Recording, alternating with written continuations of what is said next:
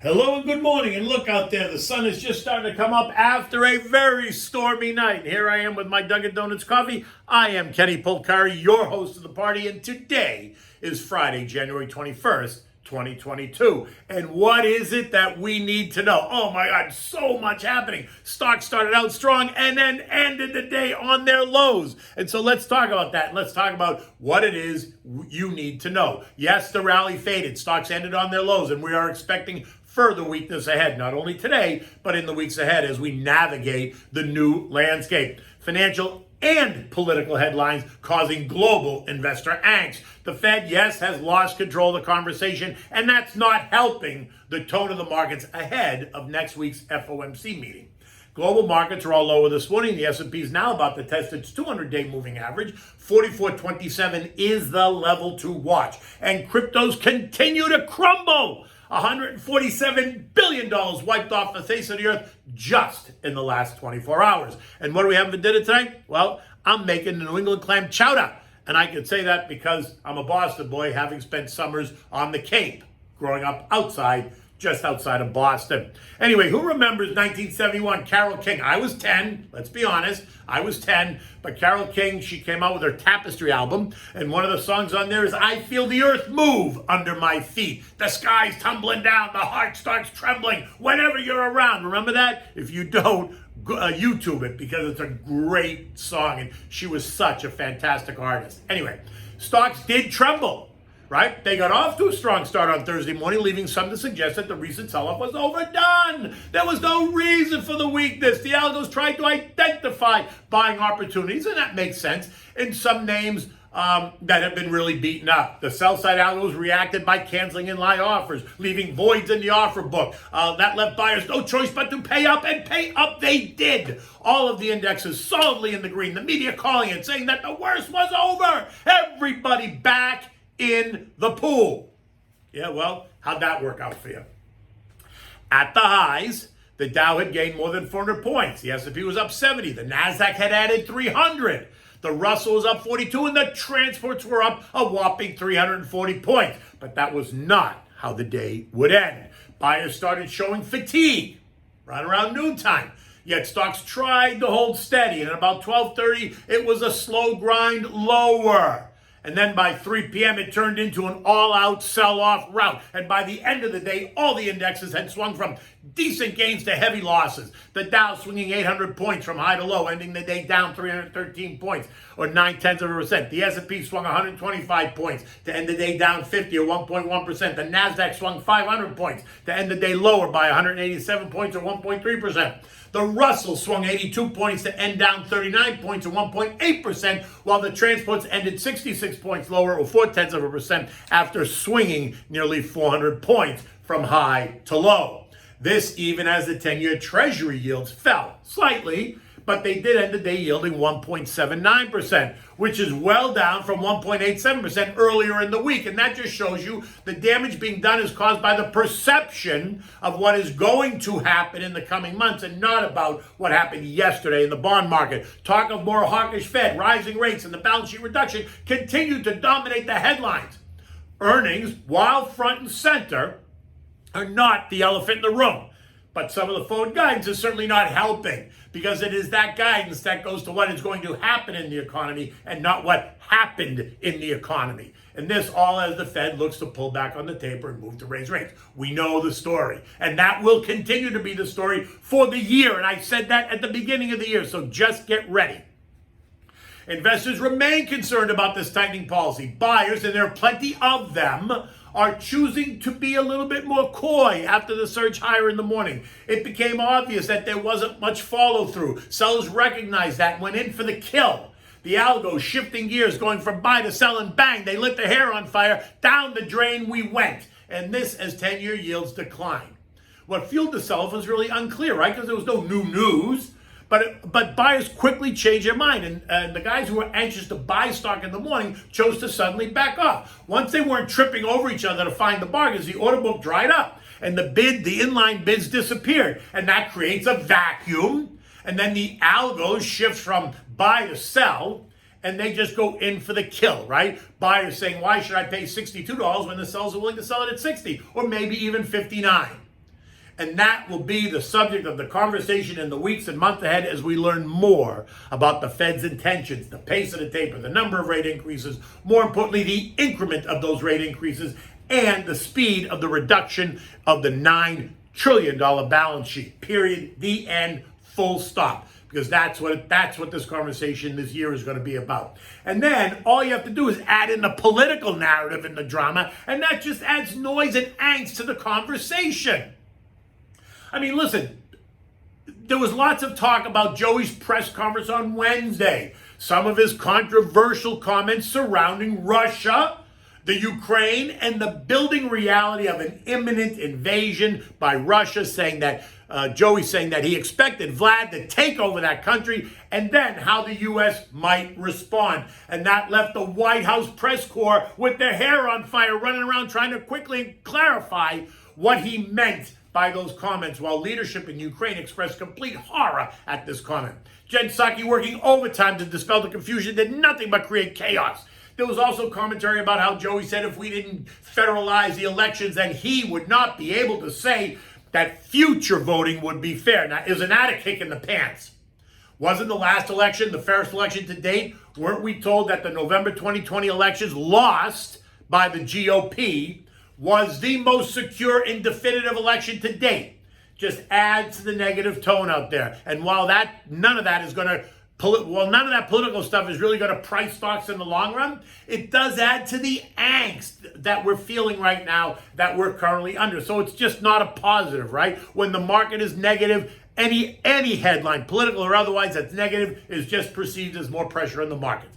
I'm also going to reiterate the idea that the Fed, in fact, has lost control of the narrative, which also is not helpful. And it leaves the media to focus on a wide range of possibilities, with some of the bigger voices calling for 5, 6, and 7 rate hikes, which makes absolutely zero sense to me no matter what, unless, of course, there is this idea that inflationary forces are going to send inflation to double digits. And then all bets are off. And while I do not need to remind any of my baby boomers of what that was like back in the late 70s and early 80s, it is the 2 generations behind us that have never experienced that phenomenon, and they are about to be educated. I know. It's different this time. Right. It's always different this time. History never repeats itself, right? You keep thinking that because none of us ever actually lived it, right? We're just pulling it out of the air. No, we didn't live it when that happened, when rates were 21% and inflation was 10% and unemployment was 13%. That never happened. Oil, like the stock market, has also been all over the place, trading as high as $87 a barrel to end the day yesterday at $84.50. This morning it's off another 2% or $1.65, trading at $83.90. The move being credited to an increase in U.S. crude stockpiles. Gasoline inventories rose by 5.9 million barrels, while crude stockpiles rose by 515,000. Okay, those are short-term data points. And that's fine, but you should focus on the longer-term demand trends, and that calls for $100 a barrel of oil. And how do I know this? Come on, because Goldman Sachs told us so. Need I say more? Goldman is also the one that ignited the mess in the markets with their note on the 3rd of January telling us how the Fed needed to raise rates 4 times and the taper had to stop now and they had to begin the balance sheet reduction, period, the end. They never said anything in December, so this just happened in the first 3 days of January. Note that there was no response by any member of the Fed since that report was published. So one of 2 things is happening. They're letting Goldman Sachs and others jawbone the markets lower so that the Fed doesn't have to raise rates 4 times, maybe 2, maybe 3, but not 4. Or 2, they're letting Goldman Sachs put it out there in the public square. So when it does happen, they can point to the fact that why is anyone surprised? It was out there. It was out there in plain sight. We've been talking about it. This is not a surprise. Either way, I said it before and I'm going to say it again. Buckle up and strap in. Stick to the plan. Add new monies to the value sector of the market. Be patient with the sexy high growth names because they will continue to get hammered until the Fed offers more clarity and takes control of the narrative once again. Unless, of course, it's too late and investors believe that the Fed has already lost credibility and lost control. But that's a whole other issue. Cryptos continue to crumble under the weight of all this uncertainty. Bitcoin now trading well below 40,000. This morning it's down 6% at 38,800. Ethereum's down 8% at 2,800. This all as the market moves lower. Some investors in the crypto space are throwing in the towel as they fall from the trees, clearly not having the stomach nor the will to hold on. If Bitcoin fails to hold right here at 38,000, then you could see it circle the drain only to find support at 30,000, and that's down another 21% from here. Now remember, Bitcoin's already down 44% from the highs, so another 21% is surely going to change that investment theme for so many. And I'm not telling you what to do, what not to do. I'm just pointing it out here, right? You either are in the game, you're not in the game, you like it, you trade it, you're in, you're out, whatever. I'm just laying it out.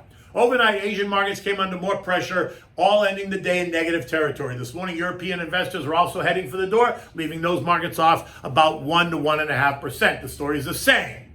Inflation, interest rates policy, and the uncertainty over central banks around the world. The ECB, the Bank of England, the U.S. Federal Reserve, the Bank of Japan, blah, blah, blah, People's Bank of China. U.S. futures are down again this morning. The Dow down 50, S&P off 21, the NASDAQ down 125, and the Russell off 7. This should not surprise you. It's Friday. It's a big options expiry. There's so much uncertainty. Stocks close on the lows, and the FOMC meets next week. You should stick with the high-quality value names, stocks that can perform and outperform in what is sure to continue to be a volatile environment, right, in the months and the weeks ahead. And I've been saying this for a while now, so you should remember that. The S&P closed last night at 4482, well below its intermediate-term trend line, and we're now set up to test the long-term trend line at 4427, which is only 1.5% down from here. A move we could easily see happen today. And again, that will really be a key level to watch. If we pierce that, then the algos will go into overdrive again, tossing everything out the window. And the next level would be the lows of October 2021, which are 4,300. And that would represent a 10% move off the January high of 4818. I wonder if we're going to get there. I think we might, but in any event, stay close. Grab the coffee and don't leave your chair. So what do we have for dinner tonight? Well, look, like I told you, I am from Boston. I did spend summers on the Cape. We used to go clamming right out in front of the house, and we would come in and we'd make New England Clam Chowda. Now, it's a great summer dish, but it's also a great winter dish.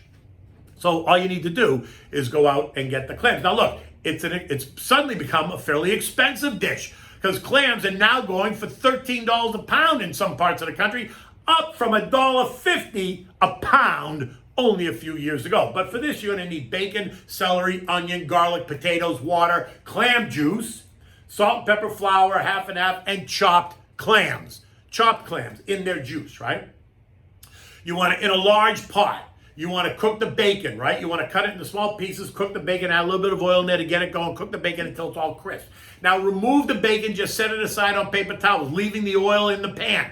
Now you're going to saute the celery and onions until they're soft. You're going to add in a clove of chopped garlic. You're going to cook that for a couple of minutes. Now you're going to add in the cubed potatoes, right? You're going to add in water, 2 bottles of clam juice, and you're going to season it with salt and pepper. You're going to bring it to a boil, and then you're going to reduce it until the potatoes are cooked through.